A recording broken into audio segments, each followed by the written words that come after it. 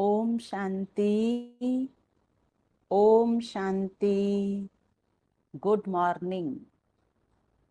आज प्यारे बाबा के रिवाइज अव्यक्त महावाक्य हैं 6/4/91 के, और आज 19 जून 2022 है। वाणी का सार, कर्मातीत स्थिति की निशानियां। कर्मातीत स्थिति के समीप आ रहे हैं। कर्म भी वृद्धि को प्राप्त होता रहता है, लेकिन कर्मातीत अर्थात कर्म के किसी भी बंधन के स्पर्श से न्यारे, ऐसा ही अनुभव बढ़ता रहे। जैसे मुझ आत्मा ने इस शरीर द्वारा कर्म किया ना, ऐसे न्यारापन रहे। नए कार्य के स्पर्श करने का और करने के बाद जो रिजल्ट हुई, उस फल को प्राप्त करने में भी न्यारापन।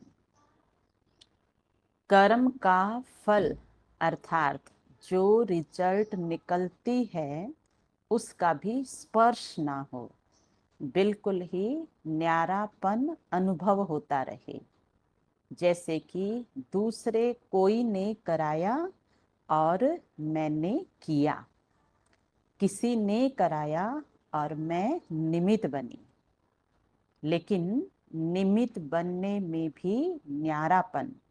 ऐसी कर्मातीत स्थिति बढ़ती जाती है, ऐसा फील होता है। महारथियों की स्थिति औरों से न्यारी और प्यारी स्पष्ट हो रही है ना। जैसे ब्रह्मा बाप स्पष्ट थे, ऐसे नंबरवार आप निमित्त आत्माएं भी साकार स्वरूप से स्पष्ट होती जाती। कर्मातीत अर्थात न्यारा और प्यारा। कर्म दूसरे भी करते हैं और आप भी करते हो, लेकिन आपके कर्म करने में अंतर है, स्थिति में अंतर है। जो कुछ बीता और न्यारा बन गया, कर्म किया और वह करने के बाद ऐसा अनुभव होगा जैसे कि कुछ किया नहीं, कराने वाले ने करा लिया।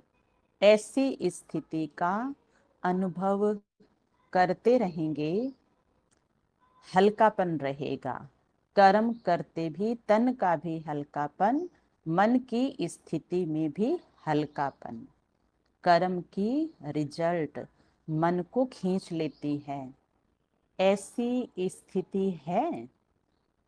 तो बाबा ने आज हम बच्चों को कर्मातीत स्थिति की निशानी बताई है। तो ये है उसकी मुख्य निशानी। बाबा कहते, बच्चे आपके अंदर हल्कापन आया किसी भी कार्य को करने के बाद, उस कर्म के फल के प्रभाव में आप नहीं रहते हैं। करने के बाद उसके प्रभाव से बिल्कुल अलग। क्या ऐसा है? पूछा बाबा ने कि बच्चे आपकी ऐसी स्थिति है।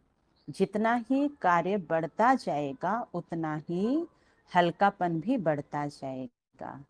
कर्म अपनी तरफ आकर्षित नहीं करेगा, लेकिन मालिक होकर कर्म कराने वाला करा रहा है और निमित्त करने वाले निमित्त बनकर कर रहे हैं। आत्मा के हल्केपन की निशानी है आत्मा की जो विशेष शक्तियां हैं, मन बुद्धि संस्कार, यह तीनों ही ऐसी हल्की होती जाएगी। संकल्प भी बिल्कुल ही हल्की स्थिति का अनुभव कराएंगे। बुद्धि की निर्णय शक्ति भी ऐसा निर्णय करेगी जैसे कि कुछ किया ही नहीं, और कोई भी संस्कार अपनी तरफ आकर्षित नहीं करेगा। जैसे बाबा के संस्कार कार्य कर रहे हैं, यह मन बुद्धि और संस्कार सूक्ष्म शक्तियां जो है तीनों में लाइट अर्थात हल्का अनुभव करेंगे। स्वतः ही सबके दिल से मुख से यही निकलता रहेगा कि जैसे बाप वैसे बच्चे न्यारे और प्यारे हैं, क्योंकि समय प्रमाण बाहर का वायुमंडल दिन प्रतिदिन और ही भारी होता जाएगा। जितना ही बाहर का संसार का वातावरण भारी होगा, उतना ही अनन्य बच्चों के संकल्प कर्म संबंध हल्के होते जाएंगे, लाइट होंगे। और इस लाइटनेस के कारण सारा कार्य लाइट चलता रहेगा। वायुमंडल तो तमो प्रधान होने के कारण और भिन्न भिन्न प्रकार से भारीपन का अनुभव करेंगे। प्रकृति का भी भारीपन होगा, मनुष्य आत्माओं की वृत्तियों का भी भारीपन होगा। इसके लिए भी हल्कापन औरों को भी हल्का करेगा। अच्छा, सब ठीक चल रहा है ना? पूछ रही हैं बाबा हम सब बच्चों से कि सब कार्य ठीक चल रहा है ना? तो ये बाबा ने हमसे पूछा है, एक एक ब्राह्मण से पूछा है कि आपका कर्म योग क्या दोनों ठीक चल रहा है? तो बाबा को अपना अपना जवाब दे देना। कारोबार का प्रभाव आप लोगों के ऊपर नहीं पड़ता, लेकिन आपका प्रभाव कारोबार पर पड़ता है। जो कुछ भी करते हो, सुनते हो, तो आपके हल्केपन की स्थिति का प्रभाव कार्य पर पड़ता है। कार्य की हलचल का प्रभाव आप लोगों के ऊपर नहीं आता। अचल स्थिति कार्य को भी अचल बना देती है। अब हम इस कार्य शब्द की व्याख्या जब सुनते हैं बाबा से, तो इसको कारोबार भी कहा है, इसको जिम्मेवारी भी कहा है, इसको निमित्त बन करके और हम जो कार्य करते हैं उसको संपन्न कर लेते हैं। बाबा ने इसलिए कहा कि बच्चे, कार्य जो है उसका प्रभाव आप पर नहीं आए। सब रीति से असंभव कार्य संभव और सहज हो रहे हैं और होते रहेंगे। तो बाबा अविनाशी है, हम बच्चों को अविनाशी वरदान दे दिया। ये प्यारे बाबा की थी बहुत सुंदर मधुर मुलाकात एक छोटी सी मुरली के द्वारा। अब बाबा दूसरी मुरली है, उनके माध्यम से हम बच्चों से मिल रहे हैं। मुरली है 10/4/91 की। दिल तख्त नशीन और विश्व तख्त नशीन बनने के लिए सुख दो सुख लो। आज विश्व के मालिक अपने बालक सो मालिक बच्चों को देख रहे हैं। सभी बच्चे इस समय भी स्वयं के मालिक हैं और अनेक जन्म भी विश्व के मालिक हैं। परमात्मा बालक मालिक बन जाते हैं।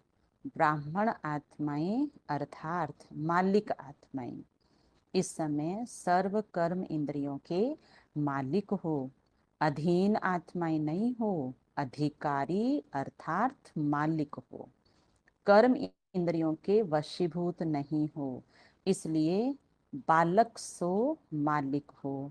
बालकपन का भी ईश्वरीय नशा अनुभव करते हो और स्वराज्य के मालिकपन का नशा भी अनुभव करते हो। डबल नशा है।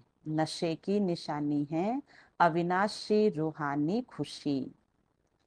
सदा अपने को विश्व में खुश नसीब आत्माएं समझते हो और उसके बोल क्या होंगे?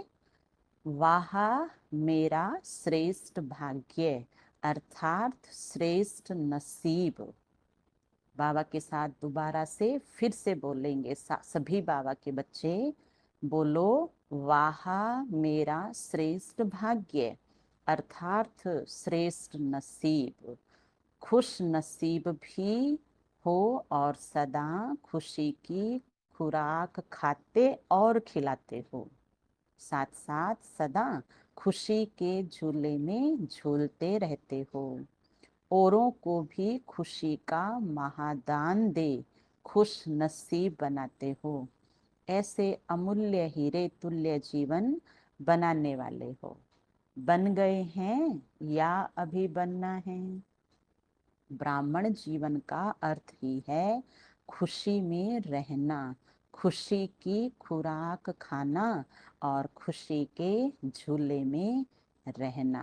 देखो, एक ही खुशी के बाबा ने तरह तरह के अर्थ बता दिए कि ये ऐसी खुराक है कि जो खाई जाती है, इस खुराक के झूले में झूला जाता है, इस खुराक से मन को खिला खिला करके और तंदुरुस्त बनते हैं।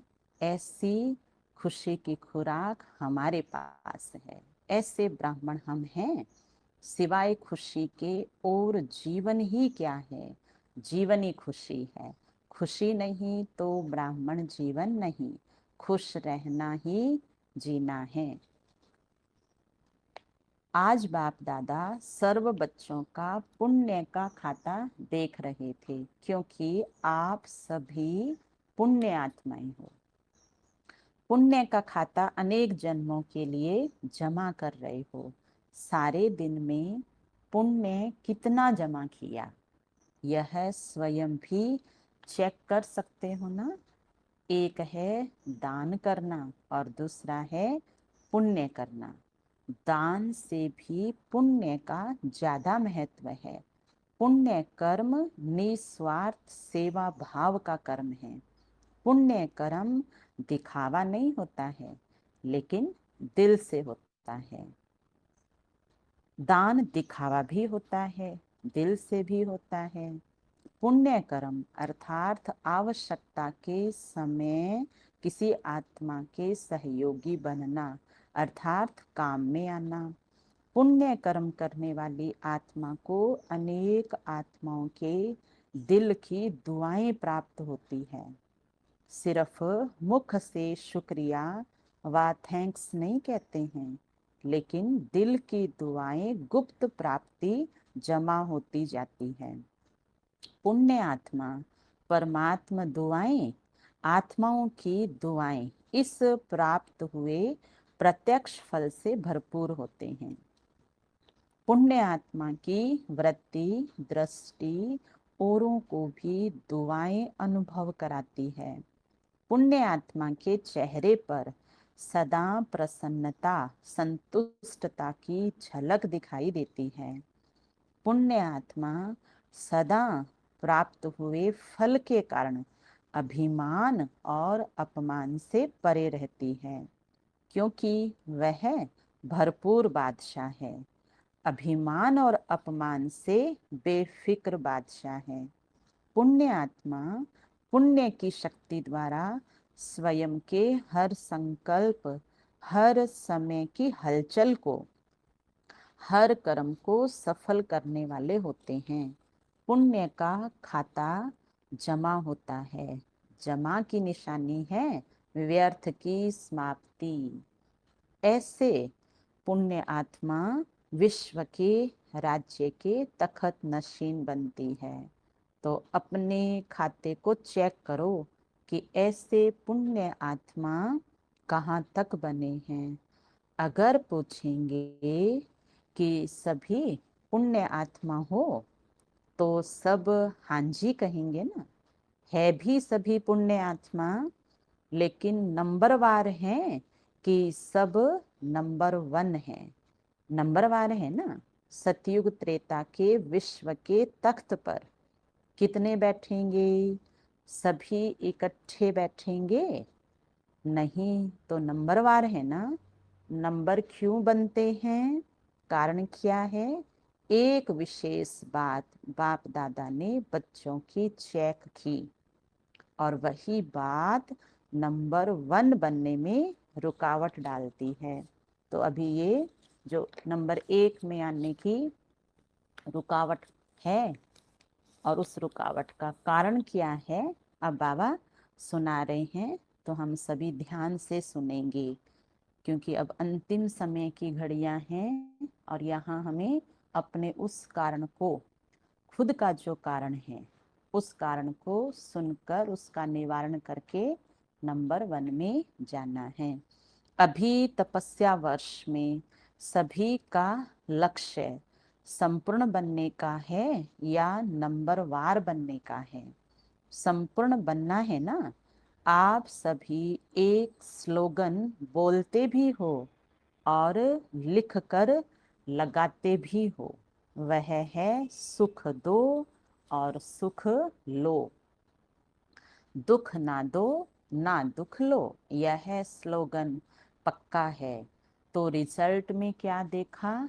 दुख ना दो, इसमें तो मेजोरिटी का अटेंशन है, लेकिन आधा स्लोगन ठीक किया है। देने के लिए सोचते हैं कि दुख मुझे नहीं देना है किसी को भी, लेकिन लेने के लिए कहते हैं कि उसने दिया इसलिए हुआ, इसने यह किया, इसने यह कहा, इसलिए ये हुआ।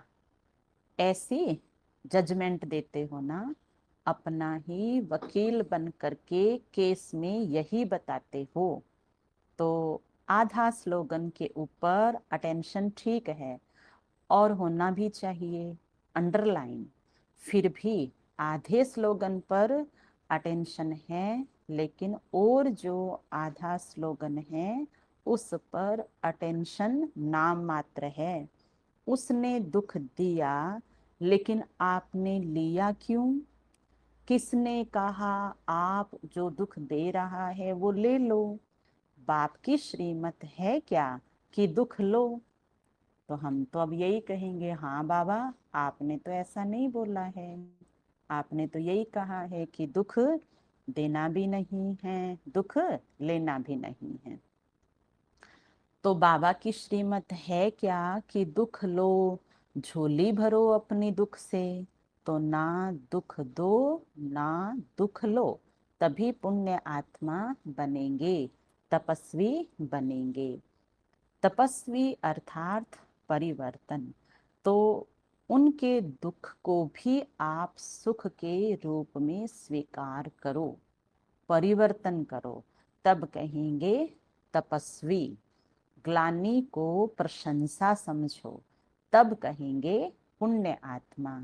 जगत अम्बा माँ ने सदैव सभी बच्चों को यही पाठ पक्का कराया कि गाली देने वाले या दुख देने वाली आत्मा को भी अपने रहम दिल स्वरूप से, रहम की दृष्टि से देखो, ग्लानि की दृष्टि से नहीं।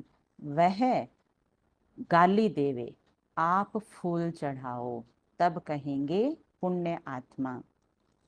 गाली वाले को दिल से गले लगाओ, बाहर से स्थूल में गले नहीं लगाना, लेकिन मन से लगाना, अर्थात वो चीज स्वीकार करना। तो पुण्य के खाते जमा होने में विघ्न रूप यही बात बनती है। मुझे दुख लेना भी नहीं है, देना तो है ही नहीं, लेकिन लेना भी नहीं है।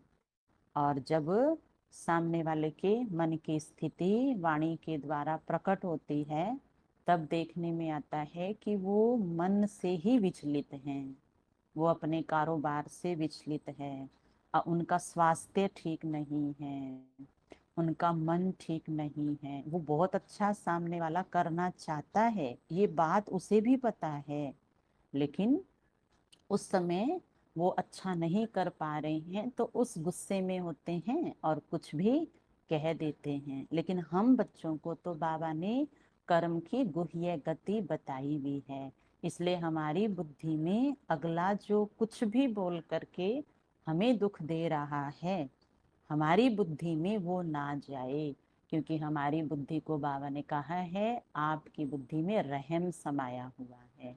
तो जब हम सामने वाले व्यक्ति की अभिव्यक्ति को, अर्थात उसके कोई भी प्रकार के बोल को जब हम ध्यान से सुनते हैं, चाहे वो हमारी प्रशंसा कर रहा है, चाहे वो हमारी कमी बता रहा है, किसी भी प्रकार से सामने वाला बोल रहा है, तो हमें सुनना है, ध्यान से सुनना है। ध्यान से सुनेंगे सामने वाले की बात, तो हमें उस समस्या का हल उनके द्वारा ही मिल जाएगा, और हम फिर वो उनके दुख को अपने बुद्धि में नहीं भरेंगे। फिर हमारी बुद्धि फौरन निर्णय करेगी और सब ठीक हो जाएगा। तो बाबा कहते, बच्चे आपको ये दोनों स्लोगन की बातें पक्की करनी है। देना भी नहीं है दुख और लेना भी नहीं है।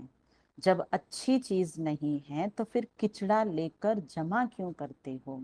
और उस समय माया ऐसा खेल खेलती है कि हम सभी ब्राह्मण समझ नहीं पाते।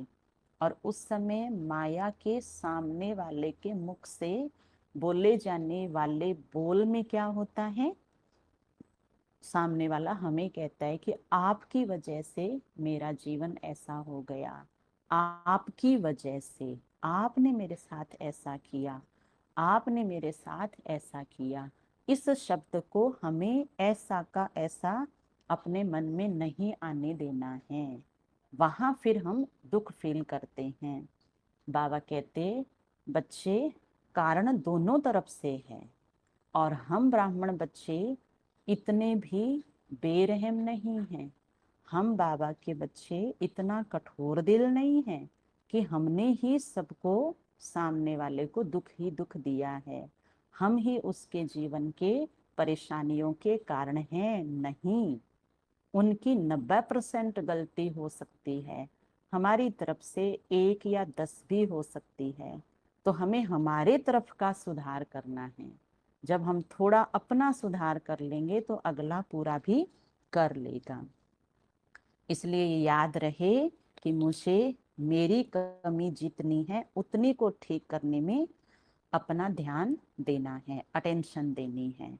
नहीं तो क्या होगा? अगला, हमारी बुद्धि का डब्बा हमने खोल लिया है और वो अपना सारा किचड़ा हमारी बुद्धि में भर देंगे। और वो तो अज्ञानी भी हो सकते हैं, वो आधे ज्ञान में चलने वाले भी हो सकते हैं, और वो तो निश्चिंत हो जाएंगे, भूल जाएंगे। और हम बाबा के बच्चे उस समय नरम दिल बन जाते हैं, तो फिर वो चिंतन चलता रहेगा, तो स्वास्थ्य खराब हो जाएगा। और स्वास्थ्य की संपत्ति तो हमें कोई वापस लौटा नहीं सकता है।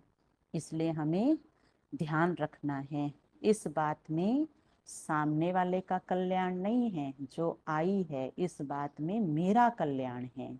मुझे अपने तरफ से इस बात को ठीक करने में जितनी मदद करनी है, मुझे मेरी तरफ से कर देनी है, तो वो दुख का भाव बुद्धि से निकल जाएगा।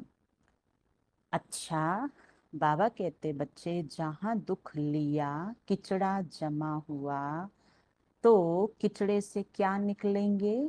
पाप के अंश रूपी कीटाणु निकलेंगे।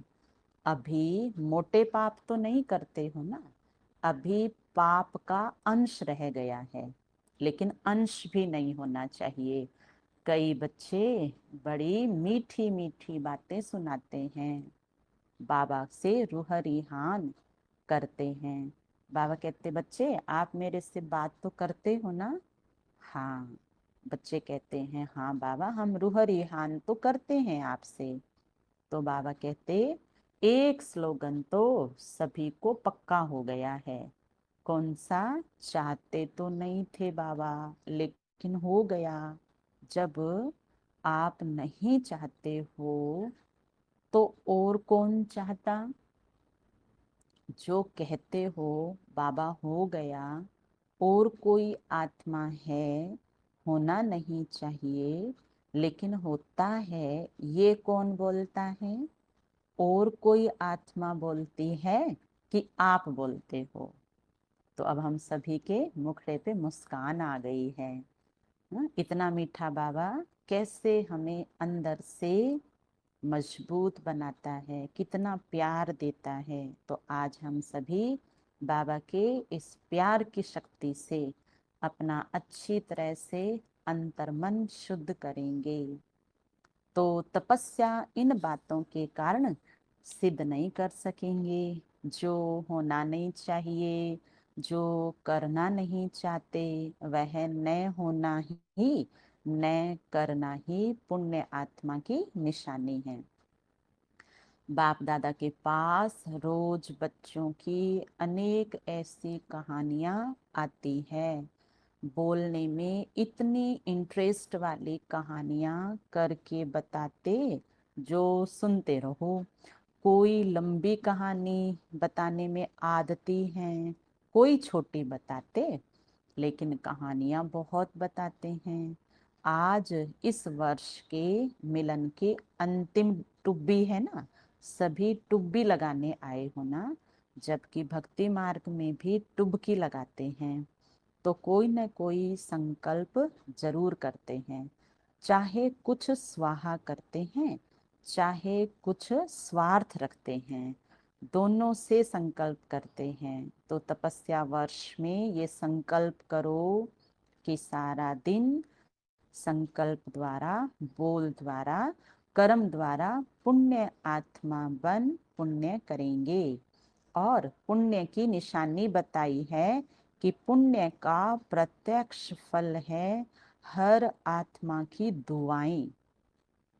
हर संकल्प में पुण्य जमा हो, बोल में दुआएं जमा हो, संबंध संपर्क से दिल से सहयोग की शुक्रिया निकले, इसको कहते हैं तपस्या। ऐसी तपस्या विश्व परिवर्तन का आधार बनेगी। ऐसी रिजल्ट पर प्राइज मिलेगी। फिर कहानी नहीं सुनाना कि ऐसा हो गया। वैसे पहला नंबर प्राइज सभी टीचर्स को लेनी चाहिए और साथ में मधुबन निवासियों को लेना चाहिए, क्योंकि मधुबन की लहर, निमित्त टीचर्स की लहर प्रवृत्ति वालों तक, गॉडली स्टूडेंट्स तक सहज पहुंचती है। तो आप सब नंबर आगे तो हो ही जाएंगे। अब देखेंगे कि किस किस के नाम प्राइज में आते हैं। टीचर्स के आते या मधुबन वालों के या गॉडली स्टूडेंट्स के आते हैं। डबल विदेशी भी तीव्र पुरुषार्थ कर रहे हैं। बाप दादा के पास प्राइज बहुत है, जितना चाहो ले सकते हो, प्राइज की कमी नहीं है, भंडारे भरपूर हैं। अच्छा, सभी मेले में पहुंच गए हैं। मेला अच्छा लगा कि तकलीफ हुई? बारिश ने भी स्वागत किया, प्रकृति का भी आपसे प्यार है, घबराए तो नहीं है ना? ब्रह्मा भोजन तो अच्छा मिला ना? 63 जन्म तो धक्के खाए हैं, अभी तो और ही ठिकाना मिला है ना? 3 पैर पृथ्वी तो मिली ना? इतना बड़ा होल जो बनाया है, तो होल की भी शोभा बढ़ाई है ना? होल को सफल किया है ना? किसी को भी तकलीफ तो नहीं हुई है ना? लेकिन ऐसे नहीं मेला करते रहना, रचना के साथ साधन भी साथ ही आते हैं। अच्छा, सर्व बालक सो मालिक श्रेष्ठ आत्माओं को सदा हर कदम में पुण्य का खाता जमा करने वाली पुण्य आत्माओं को सदा दिल तख्त नशीन और विश्व के तखत अधिकारी विशेष आत्माओं को सदा सुख देने और सुख लेने वाले मास्टर सुख के सागर आत्माओं को सदा खुशी में रहने वाले और खुशी देने वाले मास्टर दाता बच्चों को बाप दादा का याद प्यार और नमस्ते। हम रूहानी बच्चों की रूहानी बाप दादा को याद प्यार, गुड मॉर्निंग, नमस्ते नमस्ते नमस्ते। मेरे बाबा, मीठे बाबा, प्यारे बाबा, आपका शुक्रिया, बहुत बहुत शुक्रिया। वरदान है, अच्छे संकल्प रूपी बीज द्वारा अच्छा फल प्राप्त करने वाले सिद्धि स्वरूप आत्मा भव। अच्छे संकल्प रूपी बीज द्वारा अच्छा फल प्राप्त करने वाले सिद्धि स्वरूप आत्मा भव। विस्तार। सिद्धि स्वरूप आत्माओं के हर संकल्प अपने प्रति व दूसरों के प्रति सिद्ध होने वाले होते हैं। उन्हें हर कर्म में सिद्धि प्राप्त होती है। वे जो बोलते हैं वह सिद्ध हो जाते हैं। इसलिए सात वचन कहा जाता है, इसलिए सत वचन कहा जाता है। सिद्धि स्वरूप आत्माओं का हर संकल्प, बोल और कर्म सिद्धि प्राप्त होने वाला होता है, व्यर्थ नहीं। यदि संकल्प रूपी बीज बहुत अच्छा है लेकिन फल अच्छा नहीं निकलता तो दृढ़ धारणा की धरनी ठीक नहीं है या अटेंशन की परहेज में कमी है। स्लोगन है, दुख की लहर से मुक्त होना है तो कर्म योगी बनकर हर कर्म करो। कर्म योगी बनकर हर कर्म करेंगे तो बाबा कहते उस कर्म के परिणाम में अगर दुख भी आएगा तो आप योगी थे उस समय, तो उसका प्रभाव आप बच्चों पर नहीं आएगा। तो चारों तरफ के दुख की दुनिया के दुख मनुष्यों के अंदर जो है उसका प्रभाव कर्म योगी बच्चे पर नहीं आ सकता है। अच्छा, ओम शांति।